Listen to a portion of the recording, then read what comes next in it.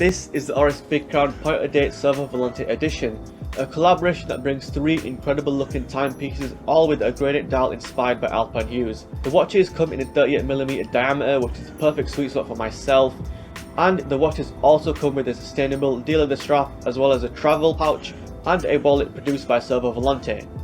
Welcome back everyone, it's the Cologne guy here with another watch review, but just to keep it on clones for a tiny bit, the fragrance of the day is Moschino Roma, which is a beautiful citrusy Italian based fragrance which I think just complements my outfit really well. But let's just go back to the watch in discussion, which is the Oris Big Crown point-of-date Cervo Volante edition. This is a watch that I bought at the end of 2023 to celebrate quite a good year for myself. I looked at quite a few pieces, including Nomos pieces, some vintage Frank Mueller's. I even looked at a Tissot PRX Chrono, but that looked like a sandwich on my wrist because of how thick it was. But there was this one watch that was calling to me. Through a watch window, I just saw this beautiful gradient grey dial. I almost fell in love right away. I went inside, tried it on my wrist, and it was no other than this Oris Big Crown. It is my first Oris, and after spending 1.3k on it, I want to give you my honest thoughts on owning it for a couple months. Why I really do think about this watch, do I think it's worth the money that I spent, and I was to give you my full breakdown. So let's just begin with the collaboration between Oris and Cervo Volante. As we all know, Oris is an incredible entry-level Swiss luxury watch house, and it is one of the best values in the watch market currently. And on the other hand, we have Cervo Volante, a relatively new company that use wasted deal leather to create incredibly nice footwear and accessories. I recommend you guys to read up on Cervo Volante. I think their whole mission and what they do as a brand is really important, and I think it's a perfect fit in the luxury space. But onto the watch itself, let's just begin with the specifications. So one important note about this watch is the diameter, which is 38mm. This is quite a good selling point for this watch because a lot of the Oris Big Crowns are either 40mm and above, or the vintage ones are below 36mm. So finding one that is 38mm, which is a great size and universally fit for pretty much most people, is definitely a good selling point of this watch, and is very important to keep note of, and especially one of the reasons why I bought this watch myself. The lug to lug width is 45.5mm, about the same as my Tudor Black Bay 58. I think the lug to lug width is a very important thing to keep note of, and it's probably even more important than the diameter of most watches when it comes to reading up on a watch that you think would fit your wrist the best. The thickness is 12.6mm, and the lug width itself for the straps is 19mm. Onto the actual build quality of the watch. So the overall construction is made from a multi-piece stainless steel.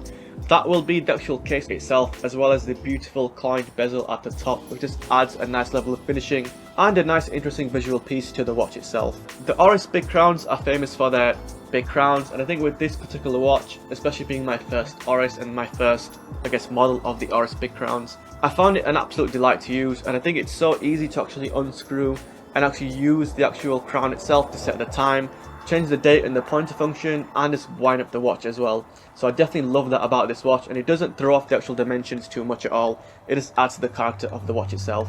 And of course, the star of the show, in my opinion, is the actual gradient grey dial, which is just so incredibly beautiful, and it's quite unique to the Oris Big Crown lineup. These Alpine hued dials will be unique to this particular collaboration with Cervo Volante, so if you do want this gradient grey dial, you're gonna have to buy this particular model. The overall vintage aesthetics of the dial and the watch, and the colour as well, just matches my watch box perfectly, and it looks absolutely incredible next to my Tudor Black Bay 58. The watch does feature lume, and it's adequate, but it's nothing to write home about. The strap itself is comfortable to wear, but because of how soft it is, it definitely does crease from usage. And if you do want a bracelet with this model, there's no bracelet option, so you do have to settle with a deal leather strap or go aftermarket. The watch is sandwiched by a sapphire dome crystal at the top, and at the bottom, a mineral case pack that reveals the Oris 754 movement, which is based on the Sleater SW100-1. This movement gives you 30 hours of power reserve and a beat rating of 20,800 Hz. It's a very easy to use and solid workhorse movement, and the point-of-date function is an absolute pleasure to actually work with and set. And it's just fun to actually look at it go around the actual dial when you're using it, and it just adds some charm to the actual dial itself. The price of this watch is a bit of a jump compared to the other Oris Big Crowns, and that comes from its actual unique case size of 38mm and the collaboration itself with Cervo Volante. So I think if you are interested in the actual strap and the whole mission with Cervo Volante, and you're not really bothered about the 38mm size and the actual colours themselves, then it's a no-brainer, you know, go for the other traditional Oris big crowns and save yourself some money as well.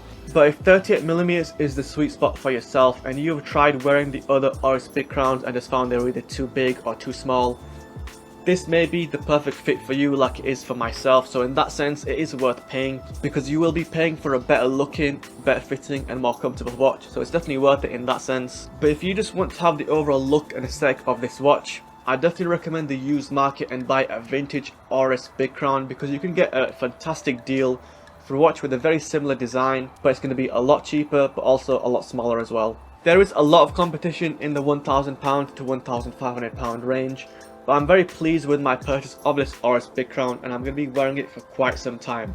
But let me know what you guys think in the comments down below. Have I made the right decision? Should I have picked out a different watch? I want to know all your thoughts in the comments down below. Let's get a discussion going. Like the video if you have, subscribe if you're new to the channel, hit that notification bell for more watch and cologne content, and I'll catch you guys next time.